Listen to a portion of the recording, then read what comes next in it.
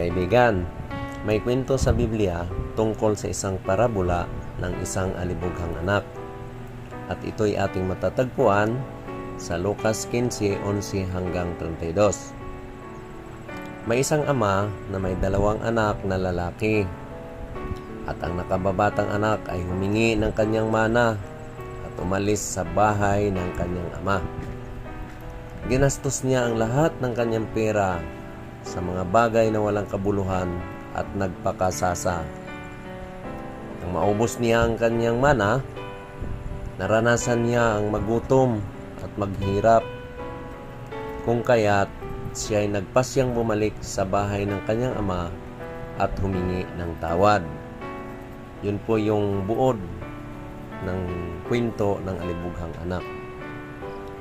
Kaibigan, ang Diyos ay Ama na puno ng awa at pag-ibig.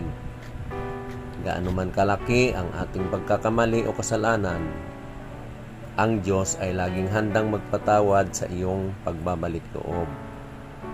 Ang pagbabalik loob ay nagdudulot ng kagalakan at pag-ibig. Ang parabola na ito ay nagtuturo sa atin tungkol sa pag-ibig at awa ng Diyos. Ito ay nagbibigay diin sa kahalagahan ng pagbabalik loob at pagsisisi. Ito ay nagpaalala sa atin na kahit gaano man kalala ang ating pagkakamali, mayroong pag-asa para sa pagbabago at pag-ibig. Dapat lang nating magtiwala sa pag-ibig at awa ng Diyos.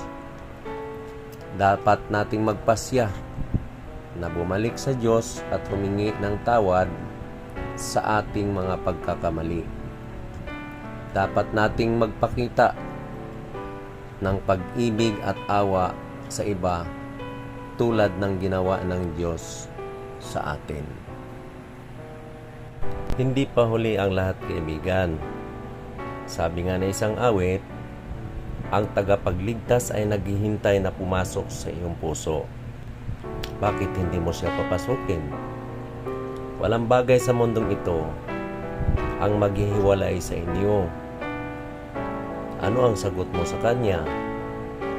Oras-oras siya ay naghihintay noon at ngayon, inaantay ka muli niya upang makita kung handa kang buksan ang pinto ng iyong puso.